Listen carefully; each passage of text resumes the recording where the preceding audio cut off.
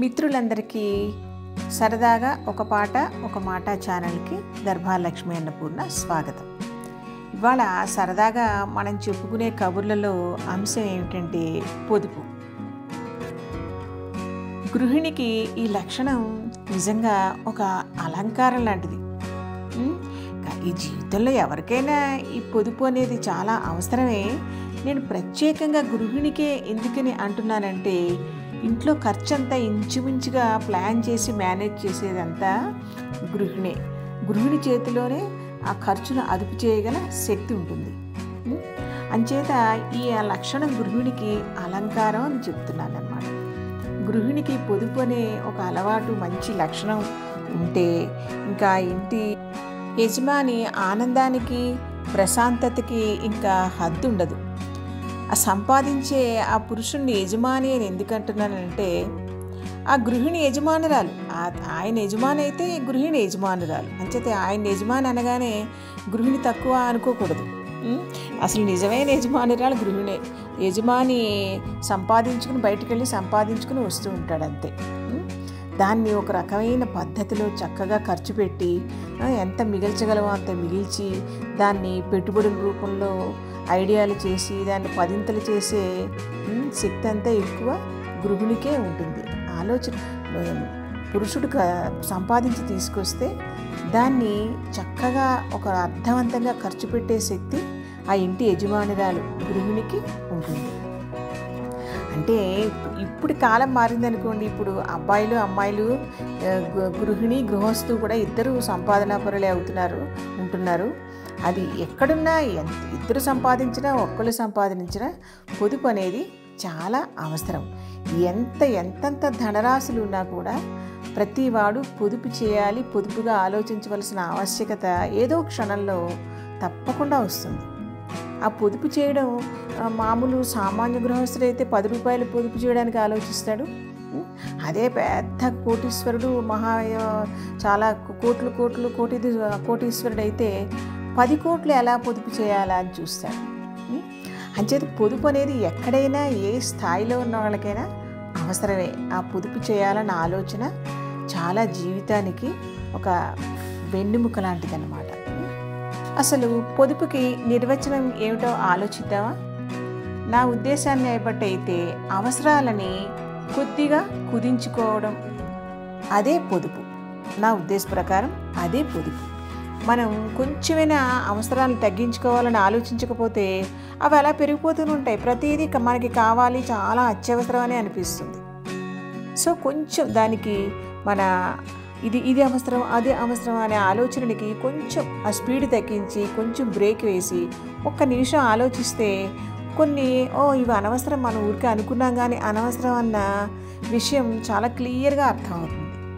అంచేత నా అభిప్రాయం, పొదుపుకి నేను ఇచ్చే నిర్వచనం ఇదనమాట. మరి మీరేమంటారు? నా అభిప్రాయంతో ఏకీభవిస్తారా? చక్కగా వచ్చిన డబ్బుల నుంచి చాలా జాగ్రత్తగా ఖర్చు పెట్టుకుని మనం కొన్ని డబ్బులను అలా జాగ్రత్త చేసినప్పుడు కలిగే ఆనందం అంతా ఇంత కాదు. ఇప్పుడు మీ అందరికీ కూడా ఇది స్వానుభవంలోకి వచ్చే ఉంటుంది. ఊరికే ఇవన్నీ గుర్తు చేసుకోవడం అంతే. మనకు వచ్చిన ఆదాయంలో జాగ్రత్తగా ఆలోచించి ఖర్చు పెట్టి మనం కొన్ని డబ్బులు దాచగలిగితే ఆ రోజు ఇంకా ఎంత తృప్తిగా, ఆనందంగా, ఏదో పెద్ద విజయం సాధించినట్టుగా అనిపిస్తుంది. జీవితంలో అది కూడా పెద్ద విజయమే. సంపాదన ఒకటే విజయం కాదు. సంపాదించిన దాన్ని జాగ్రత్తగా ఖర్చు పెట్టుకోవడం, దానిలో కొంత డబ్బులు దాచుకోవడం, అది కూడా మన విజయాల్లో ఒక చాలా ముఖ్యమైన విజయం. అది మనం పురుషుడు గ్రహించాలి, ఇంటి యజమాని గ్రహించాలి, యజమానురాలు గ్రహించాలి. ఈ పొదుపు అనగానే నేను నా పెళ్ళైన కొత్తలో ఈ పొదుపు చేయడం గురించి నా సరదాగా అనుభవాల గురించి జ్ఞాపకం వస్తుంది. వాటి గురించి చెప్తాను. వచ్చిన మా వారు సంపాదించే జీతంలోంచి ఆ జీతం అంకిని పక్కన వేసి ఇంకో పక్కన ఖర్చులన్నీ రాసి, ఈ ఖర్చులంతా దానిలోంచి తీసేసి ఎంత మిగులుతుంది, ఈ నెలకి ఇంత మిగల్చచ్చు అని ఏదో ఆనందం. అదొక సరదా అయిన చక్కటి ఆనందం. జీవితానికి భరోసా కదా. మన పొదుపే మన జీవితానికి ఒక భరోసా ఇస్తుంది. కానీ అక్కడ జరిగే వింత అనుభవం ఏంటి తెలుసా? ఖర్చులన్నీ ఒక చోట రాసి ఇంత మిగులుతుంది అనుకునేదాన్ని. కానీ ఆ ఖర్చుల కోసం ఈ పేపర్ మీద రాసిన అమౌంట్ ఎంత వచ్చిందో ఆ అమౌంట్ని తీసుకుని ఏదో ఒక స్టీల్ టిఫిన్ బాక్స్లో వేసి అలా ఉంచి ఖర్చు అవసరం వచ్చినప్పుడల్లా దానిలోంచి తీసి ఖర్చు పెడుతూ ఉండేదాన్ని. ఆయన ఖర్చు పెట్టినా నేను ఖర్చు పెట్టినా అలా ఖర్చు పెడుతూ ఉండేవాళ్ళం. కానీ నెలాఖరికి అది సరిపోయేది కాదు. సో మనం అనుకున్న దానికన్నా ఖర్చు ఎక్కువ వచ్చేది. దానిలో పక్కన పెట్టిన డబ్బుల్లోంచి తీయాల్సి వచ్చేది. ఏంటి ఎంత జాగ్రత్తగా ఖర్చు పెట్టినా ఈ పరిస్థితి ఎందుకు వచ్చిందా అని చాలా ఆశ్చర్యం అనిపించింది. అప్పుడు పరిశీలిస్తే అర్థమైంది ఏంటంటే, మనం కాగితం మీద రాసిన ఖర్చుల కన్నా మనకు తెలియకుండా సడన్గా వచ్చే ఖర్చులు కొన్ని ఉంటాయి.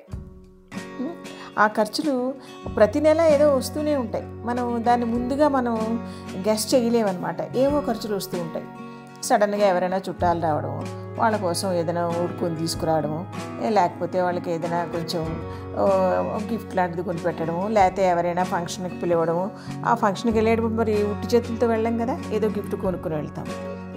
అలాగే లేకపోతే పిల్లలు డిమాండ్స్ ఏమైనా కొత్త డిమాండ్లు ఏదో బొమ్మ కొనాలనిపించడం, అనుకోకుండా ఎక్కడికైనా పార్కుకి వెళ్ళడం, లేకపోతే ఏదైనా ఎగ్జిబిషన్కి వెళ్ళడం, ఇలా కొంచెం అనుకోకుండా మనం ఊహించిన ఖర్చులు ఏవో వస్తూ ఉంటాయి. అప్పుడు అర్థమైంది మన నెలవారీ ఖర్చుల్లో మిస్లేనియస్ అనే పదం అప్పుడే నాకు తెలిసింది. అంటే ఇతర ఖర్చులు, ఎగ్జాక్ట్గా తెలుగు అనువాదం అయితే ఇతర ఖర్చులు అనమాట. మనం ఊహించిన ఖర్చులు, దానికో అమౌంట్ పెట్టుకోవాలి. అది కూడా దానికి ఆ ఇతర ఖర్చులకి మనం ఎక్కువ స్వాతంత్రం కూడా ఇవ్వకూడదు. దాన్ని కూడా ఒక లిమిటేషన్స్లో ఉంచాలి. పొదుపు అంటే మరి అదే. ఈ పొదుపులో ఇంకొక సరదా ఉండేది.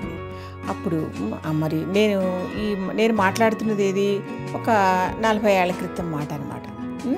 అప్పుడు ఖర్చులు మా యజమాని గారి దగ్గర నుంచి, ఇది కన్నడ దేశంలో ఉన్నాను కనుక నాకు యజమాని అనడం కూడా అలవాటైపోయింది. కన్నడలో ఇంటి గృహస్థుల్ని యజమాని అంటారు. వాళ్ళు చాలా క్యాజువల్గా అనేస్తారు యజమాని అని. దానికి ఏదో ఆయన యజమానా, ఆయనదే అధికారం అలా వాళ్ళు ఆలోచించరు. చాలా భర్త అనే పదాన్ని మనం ఎంత క్యాజువల్గా వాడేస్తామో వాళ్ళు యజమాని అన్న మాటని అలా వాడతారనమాట. దీనిలో గమ్మత్తు ఏమిటంటే, రాసేటప్పుడు దీని కందిపప్పు కేజీ ఇంత, మనకి నెలకి ఇన్ని కేజీలు అవసరం వస్తుంది, సో ఇంత కందిపప్పుకి ఇంత, ఇలా అన్నీ రాసుకుని తర్వాత దాన్ని తగ్గించడానికి ఎలా ఉండేదంటే, మన మిత్ర బృందం ఉంటారు కదా, స్నేహితురాళ్ళు, అందరూ కలిసి ఎక్కడికో హోల్సేల్ మార్కెట్కి వెళ్ళి తక్కువ రేట్లో దొరుకుతుంటే అక్కడ కొనుక్కు రావడం, దానిలో డబ్బులు మిగిల్చడం ఎంత సరదాగా ఉండేదంటే, ఇది మన తెలివితేటలకి శ్రద్ధకి ఒక పరీక్ష లాంటిది అనమాట. మనం అంత శ్రద్ధగా చేసి 4 చోట్ల ఎంక్వైరీ చేసి తక్కువ రేట్లో వచ్చే చోట మనం కొనుక్కుని అనుకున్న దానికన్నా ఖర్చు తగ్గించుకున్నాం అనుకోండి, అది ఇంకొంచెం సంతోషం యాడ్ చేసేది. కొంచెం డబ్బుల్ని ఇంకొంచెం సంతోషాన్ని యాడ్ చేసేదనమాట. ఈ పొదుపు అంటే నాకు ఎప్పుడు ఇన్నాళ్ళైనా, మా పిల్లలు పెద్దవాళ్ళు అయిపోయి సంపాదనా పరులు అయిపోయారు, ఇప్పటికీ పొదుపు అన్నది మన జీవితంలో ప్రతి స్టేజ్లోనూ పాటించవలసిన విషయమే. అది మన పిల్లలకి సలహా ఇస్తూ మనం పెట్టే ఖర్చుల్లో కూడా పొదుపు అన్నది ఎప్పుడు మన నిత్యకృత్యుల్లో మనం గుర్తుపెట్టుకోవాల్సిన విషయమే. కానీ ఈ ఇన్నాళ్ళైనా నాకు పొదుపు అనగానే ఒక గమ్మత్తైన విషయం నా లైఫ్లో జరిగింది గుర్తుకొస్తూ ఉంటుందన్నమాట. అది ఎప్పుడంటే, చిన్నపిల్లలు అప్పుడు ఇంకా స్కూల్కి వెళ్తున్నారు. చాలా చాలా పొదుపుగా ప్రతి రూపాయి చాలా ఆలోచించి లెక్కపెట్టి ఇది అవసరమైతేనే ఖర్చు పెట్టి అంత పొదుపుగా ఉండేదాన్ని నేను. మరి ఆ డబ్బులు మిగిల్చుకుని పిల్లలకి తర్వాత ఏదైనా సామాన్యంగా మనం ఈ ఉండే స్థాయి నుంచి నెక్స్ట్ స్థాయికి ఎదగాలి అని కోరుకుంటుంది కదా. ఉద్యోగంలో ప్రమోషన్లు ఇవే కాకుండా మన సంపాదనలో కొంత పొదుపు చేసుకుని దాన్ని ఎక్కడైనా పెట్టుబడి పెట్టడం, చక్కటి మంచి అవకాశాన్ని తీసుకోవాలి. అది నిర్లక్ష్యంగా చేస్తే ఉన్నది కూడా పోతుంది. అలా కాకుండా మంచి ప్లేస్లో చూసి మంచి అవకాశాలు చూసి స్థలాలు కొనడం, ఇలాంటివన్నీ స్థలాలు కొనడం, బంగారం కొనుక్కోవడం, ఇలాంటివన్నీ మనసులో ఉండి అలా కొన్నాం కూడా. ఈ పొదుపు ప్రహసనంలో నాకు బాగా గుర్తుండిపోయిన విషయం ఏంటంటే, ఒకసారి నేను ఒక కొత్త డస్ట్బిన్ కొన్నాను. డస్ట్బిన్ కొని అది ఉపయోగిస్తున్నాను. ఒక 3-4 రోజులు అయింది. 5వ రోజు ఏమైందంటే దానిలో ఉన్న డస్ట్ని, అంటే అక్కడ ఓ పక్కనే అప్పుడు ఇప్పట్లాగా ఇంటికి వచ్చి కలెక్షన్ ఉండేది కాదు. అప్పుడు ఒక 4 రోడ్ల కూడలిలో పెద్ద డస్ట్బిన్ పెట్టేవారు కార్పొరేషన్ వాళ్ళు. అక్కడికి వెళ్ళి మనం చెత్తబుట్ట దానిలో అక్కడ పడేయాలన్నమాట. అలా పడేయడంలో ఏమైందంటే దానికి ఏదో అంటుకుని ఉంటే దాన్ని కొంచెం దానికి టక్కుమని దానికి కొట్టారనమాట.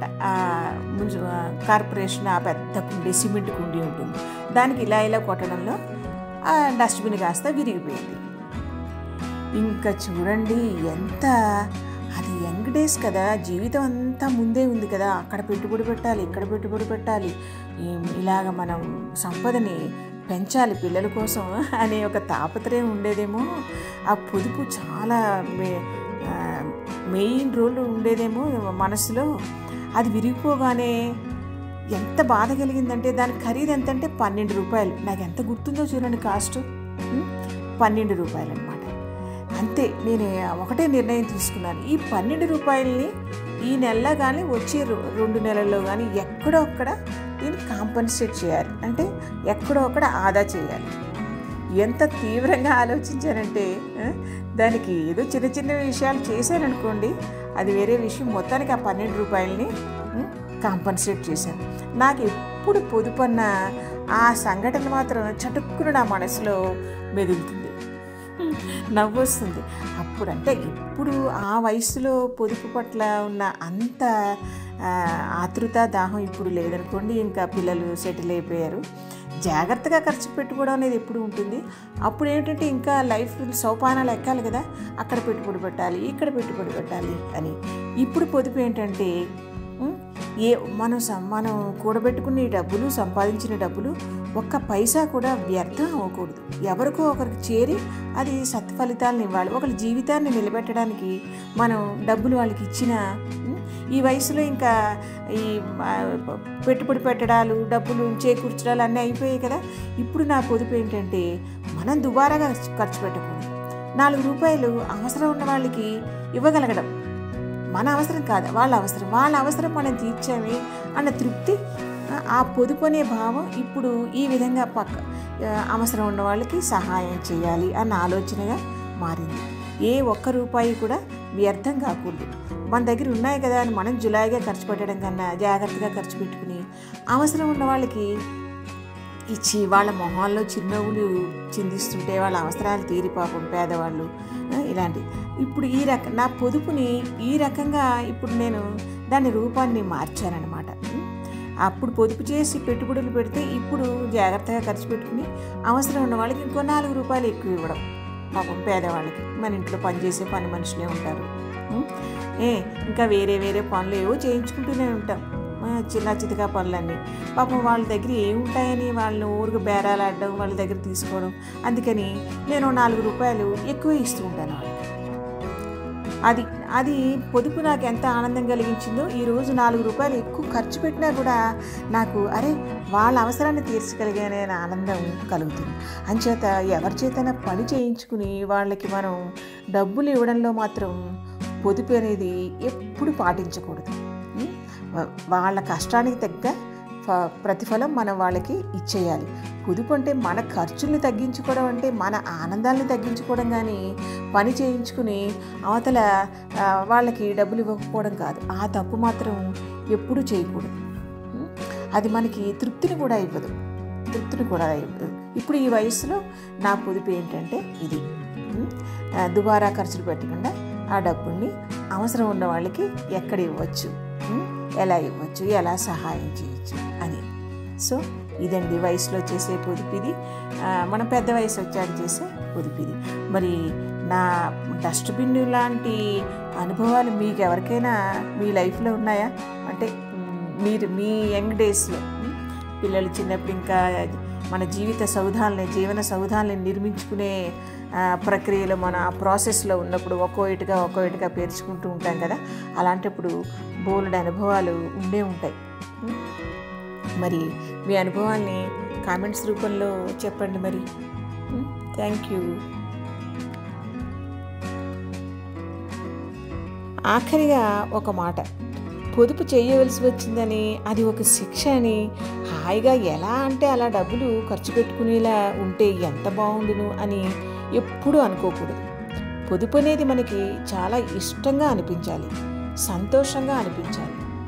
మరోసారి థ్యాంక్ యూ అన్నాక మళ్ళీ ఈ మాట చెప్పాలనే విషయం గుర్తొచ్చింది, అందుకని మళ్ళీ చెప్పాను. సో మరోసారి థ్యాంక్ యూ.